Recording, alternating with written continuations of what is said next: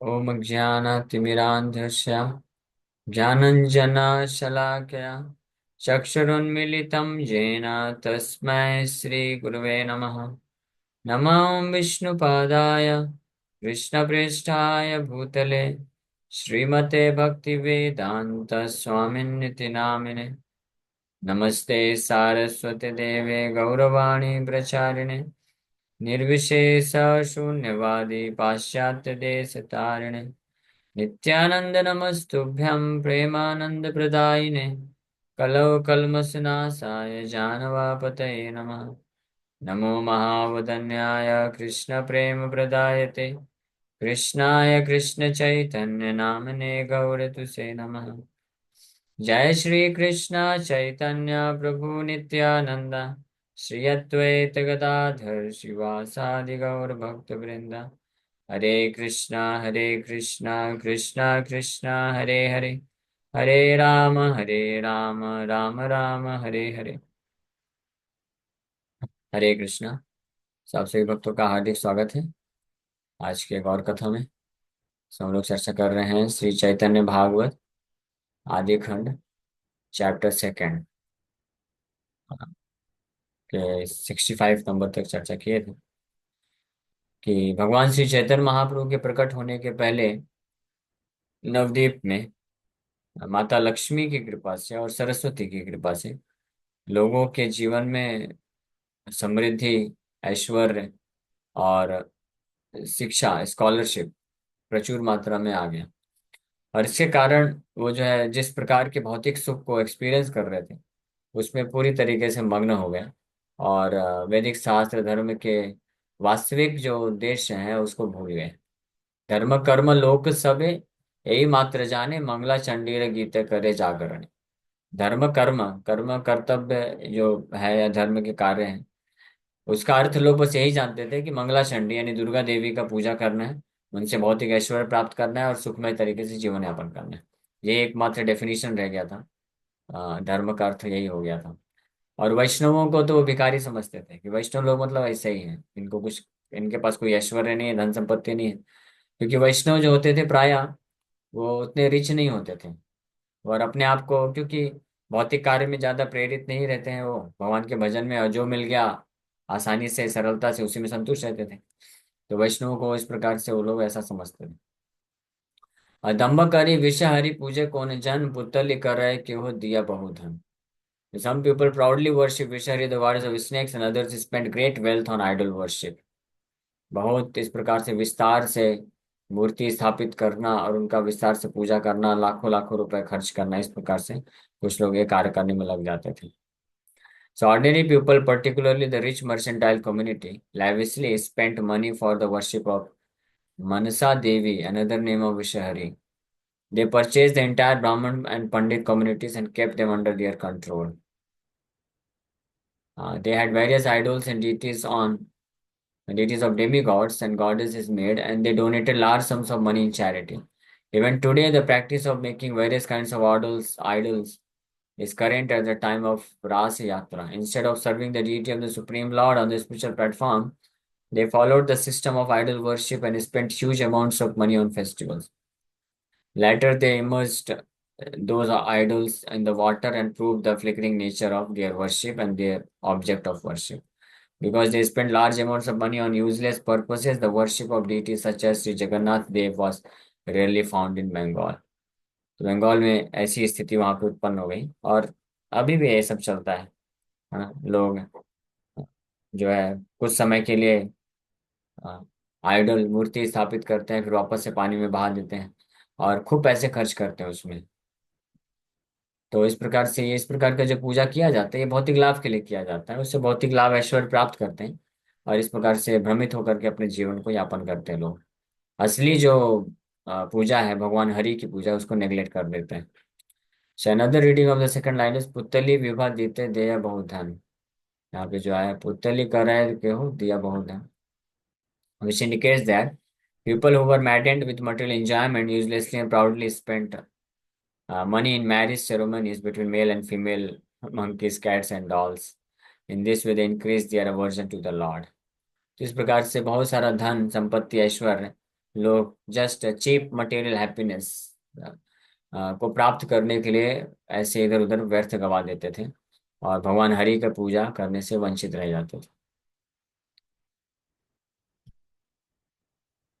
धन नष्ट करे पुत्रा, कन्यार विभाय, ए मत जग तेरा, व्यर्थ काल जाय।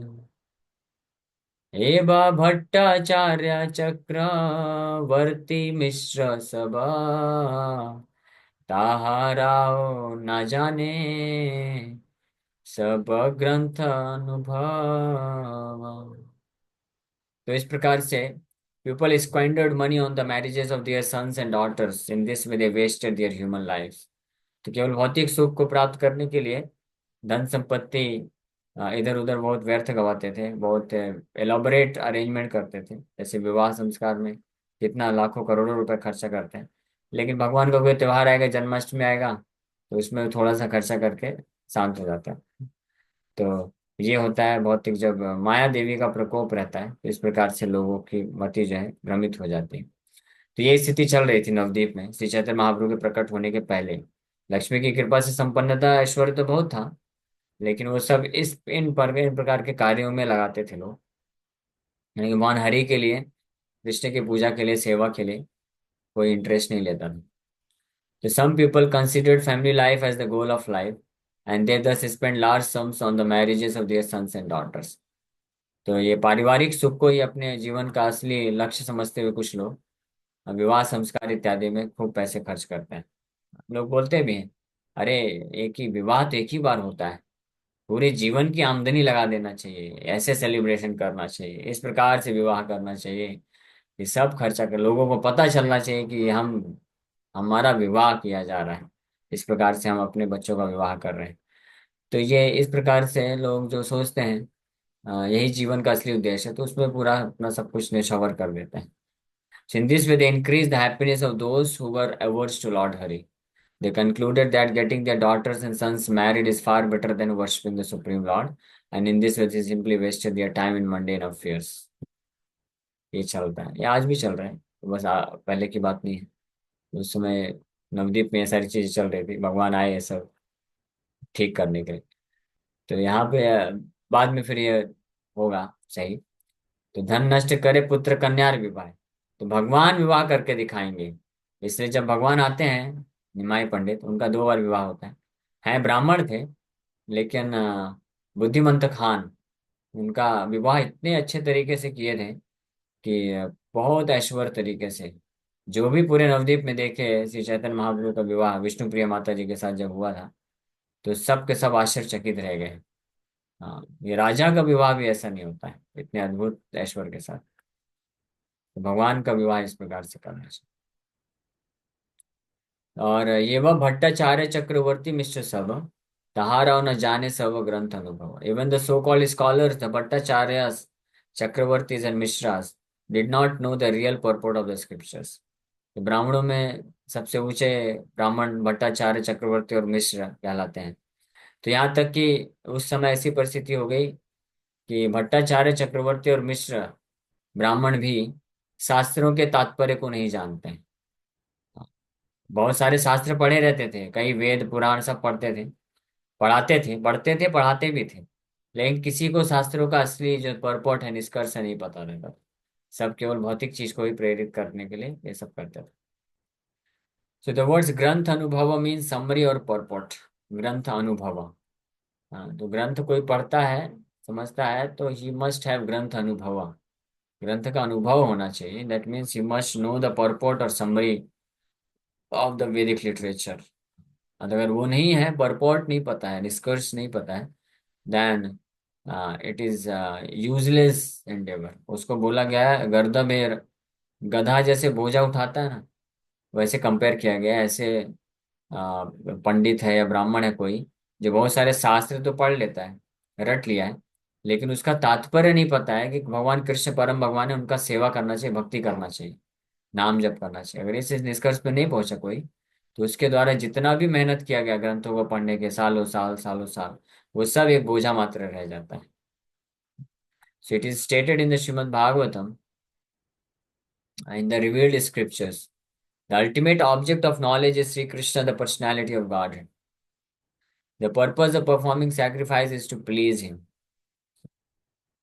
ज्ञान का जो अंतिम जो लक्ष्य है वो भगवान कृष्ण है। वेदेश सर्वे रामेव वेद्यो। भगवान कृष्ण ज्ञान के अंतिम लक्ष्य है, और उनको प्रसन्न करना ही, ये यज्ञ को करने का उद्देश्य है। भगवान को प्रसन्न करना होता है। Yoga is for realising him.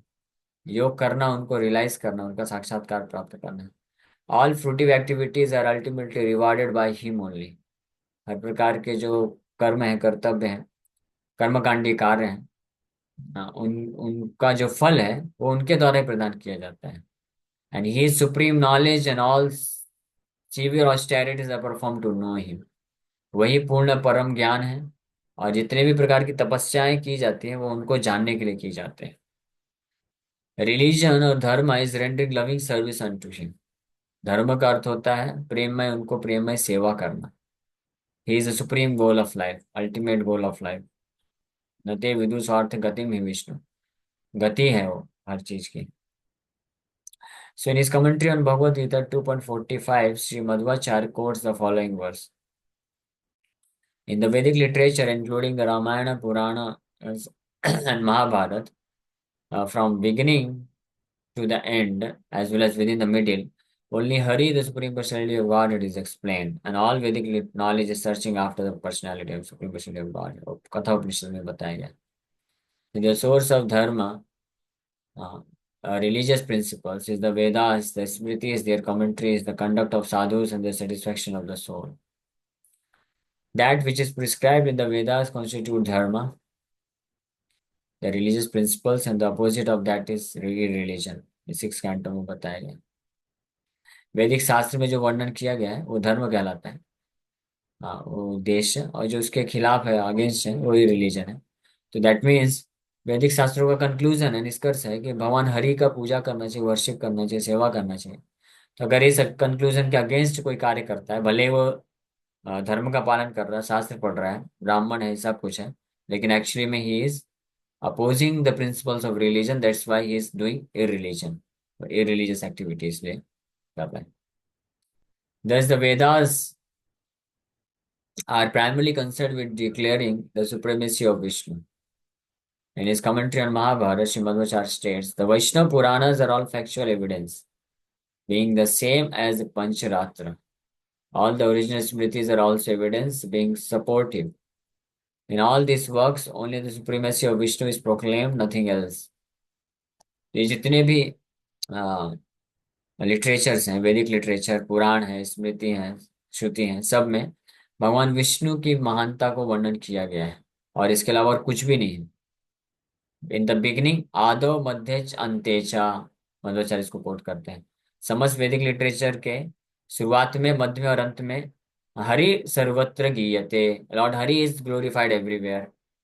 तो ये चीज जो नहीं पालन समझ पाता है, हाँ, तो वास्तव में वो ही is doing a religion, a religious activity कर रहा है। So in all these works, so this alone is the final analysis, यही final analysis. Other scriptures have been written on the order of Lord Hari for the purpose of bewildering the demons. अगर कोई ऐसे शास्त्र दिखाता है जिसमें भगवान हरि का गुणगान नहीं किया डायरेक्टली, तो उन शास्त्रों का उद्देश्य है, भगवान हरि ने उन शास्त्रों को प्रकट कराया है राक्षसों को, असुरों को बिल्डर करने के लिए, भ्रमित करने के लिए। Because they do not want to surrender unto the supreme lord, नहीं करना चाहते, इसलिए उनके लिए भ्रमित करने के लिए शास्त्र भी कुछ बनाए गए हैं ऐसे। The statements of these scriptures should not be accepted as they are meant for the suras and lead one to the darkness of ignorance. अगर कोई ऐसे शास्त्र हैं जिसमें भगवान हरि को समर्पण करने के अलावा अन्य बातें कुछ की गई हैं, तो उन शास्त्रों को रिजेक्ट कर देना चाहिए, क्योंकि वो जो शास्त्र हैं they are only meant for asuras, असुर लोगों के लिए वो शास्त्र बनाए गए। जहाँ पे भगवान हरि का गुणगान नहीं है, भगवान हरि को समर्पण करने की बात नहीं की गई है, तो वो शास्त्र किसके लिए है? असुरों के लिए है, हमारे लिए नहीं। तो उसको रिजेक्ट कर देना चाहिए। सो इन इज कमेंट्री, इन इज ये मध्वाचार्य लिखते हैं, मध्वाचार्य अपनी कमेंट्री में लिखते हैं ये बात को। ऐसे शास्त्रों को रिजेक्ट कर देना चाहिए जिसमें भगवान हरि का भक्ति का वर्णन नहीं है। So in his commentary on the Vedanta Sutra, Sri Madhvacharya quotes the following verse from the Padma Puran. Padma Purana से श्लोक को कोट करते हुए वेदांत सूत्र के टीका में इस प्रकार से मध्वाचार्य लिखते हैं। Just as Purush Sukta continually glorifies Vishnu, my mind continually glorifies Vishnu. In his commentary on Bhagavad Gita, Srimadacharya quotes Naradiya Purana as follows. It is proclaimed that Vaishnava scriptures consist of the Pancharatra, Mahabharata, original Ramayana, the Puranas and the Bhagavata. वैष्णव शास्त्र कौन कौन से हैं? नारदी पुराण से coat करते हुए मध्वाचार्य बताते हैं कि वैष्णवों के लिए ये शास्त्र है। कौन से? पंचरात्र, जैसे नारद पंचरात्र हो गया, महाभारत जिसमें भगवद गीता भी आता है, और ओरिजिनल रामायण वाल्मीकि कृत जो ओरिजिनल रामायण है वो वैष्णव शास्त्र है। और पुराणास, हाँ, और उसमें भी सर्वश्रेष्ठ जो है, और भागवत पुराण। So the Puranas glorifying Lord Shiva should be adjusted so their statements do not conflict with the Vaishnava literatures. तो सारे पुराण जो भगवान विष्णु का गुणगान करते हैं वो एक्सेप्ट करना चाहिए, और ऐसे पुराण जो भगवान शिव को ग्लोरीफाई करते हैं तो उसको ऐसे एडजस्ट करना चाहिए कि वो वैष्णव लिटरेचर से कंट्राडिक्ट ना करें, तब उनको स्वीकार किया जा सकता है। अदरवाइज वो उनको भी, वैष्णव जो भक्त हैं उनको ऐसे पुराण को भी रिजेक्ट कर देना चाहिए, स्टेटमेंट को नहीं मानना चाहिए जो भगवान विष्णु के सुपरमेसी के अगेंस्ट अगर कुछ मिलता है तो। दोस्त, ये कौन बोल रहा है? मध्वाचार्य बोल रहे हैं, to be very clear about it. Madhvacharya Bhagavad Gita के कमेंट्री में लिखते हुए ये चीज को स्पष्ट बता रहे हैं। So those who dishonor the Vedas by taking shelter of the philosophies like Gautama's Nyaya, Kanad's Vaisheshika, atheist Kapila's Sankhya, Patanjali Yoga, and that found in Saivat Puranas are of low intelligence. जो लोग ये गौतमस न्याय, कणाद की वैशेषिका, कपिल की सांख्या, नास्तिक कपिल की सांख्या, पतंजलि की योग और सैवाइट पुराणों के का शेल्टर लेते हैं, आश्रय लेते हैं, और इस प्रकार से वैदिक शास्त्र को जो है अपमानित करते हैं, उनको कम बुद्धिमान समझना चाहिए। So the Bhattacharya who were expert in teaching, the Chakravartis who were expert in fruity rituals, and the Mishras who were learned scholars were simply engaged in scriptural debate. Therefore, they were unable to understand the purport of the Shastras and essence of the Vedas. तो भट्टाचार्य जो कि पढ़ाने में बड़े expert होते हैं, चक्रवर्ती जो कि कर्मकांडीय रिचुअल करने में एक्सपर्ट होते हैं, और मिश्रा जो कि बड़े विद्वान होते हैं, तो ये सब के सब नवद्वीप में महाप्रभु के प्रकट होने के पहले तो बहुत शास्त्र पढ़ते थे, विद्वान थे, लेकिन सब केवल डिबेट करने में लगे हुए थे और शास्त्रों के असली निष्कर्ष को, एसेंस है, सार को नहीं समझ पा रहे थे। So they were simply engaged in the path of useless fruitive activities and mental speculation. व्यर्थ कर्मकांडी कार्य और मानसिक मनोधर्म को पालन करने में लगे हुए थे। They could not understand that the only purpose of all activities of the living entities and the only goal of all scriptures is devotional service for the pleasure of Lord Hari. तो ये नहीं समझ पा रहे थे कि हर कार्यों का एकमात्र उद्देश्य हर जीवात्माओं के लिए है, और एकमात्र लक्ष्य है सारे शास्त्रों का भगवान हरि को प्रसन्न करने के लिए प्रेममय भक्तिमय सेवा करना। That is the conclusion, essence. ये नहीं समझ पा रहे थे, तो ऐसी स्थिति है, इसका वर्णन किया जा रहा है ताकि फिर आगे हम समझेंगे कि कैसे श्री चैतन्य महाप्रभु के प्राकट्य से ये इन सभी प्रकार के लोगों के ऊपर कृपा करते हैं भगवान अलग अलग तरीके से। Okay, so thank you very much. Hare Krishna Krishna Krishna Hare Hare, Hare Ram Ram Ram. किसी वक्त का कोई प्रश्न है तो पूछ सकते हैं। यस, अंकिता माता जी। हरे कृष्ण प्रभु, दंडवत प्रणाम। प्रभु, हरे जो आपने कृष्ण। लास्ट में बताया कि सभी चीजों का कंक्लूजन मतलब भक्ति, प्रेम में भक्ति है भगवान के लिए, तो यही मतलब हम मेन कंक्लूजन यही निकालना चाहिए। कई बार लोग टेम्पररी आर्गुमेंट्स में पड़ जाते हैं कि ये तुम सही बोल रहे हो, ये नहीं, तो उस टाइम पे भूलना नहीं चाहिए ना, मेन उस पे फोकस होना चाहिए कि यस, भगवान। हाँ सही हरे बात। कृष्ण। मेन उद्देश्य की पूर्ति अगर हो रही है तो दैट इज एक्सेप्टेड। मेन उद्देश्य क्या है? भगवान हरि का जो है भक्ति है, सेवा है, उनकी प्रसन्नता के कार्य होना चाहिए। इसलिए शास्त्रों को सामने रख करके इस शास्त्र में ऐसा लिखा है, उसमें ऐसा लिखा है, आर्ग्यूमेंट करना, तर्क वितर्क करना, इसका कोई अर्थ नहीं है। मेन उद्देश्य भगवान हरि की भक्ति है। तो इसलिए जो वैष्णव शास्त्र हैं उसको मध्वाचार्य क्लैरिफाई करके बोल रहे हैं, वैष्णवों को उन्हीं शास्त्रों को पढ़ना चाहिए, पालन करना चाहिए और एक्सेप्ट करना चाहिए। महाभारत हो गया, ओरिजिनल रामायण हो गया, और पुराण हो गए, भागवत हो गया, इन सब शास्त्रों को, और तंत्र शास्त्रों में ये पंचरात्र जो हो गया, उनको स्वीकार करते हैं, नारद पंचरात्र हो। ओके, हरे कृष्ण।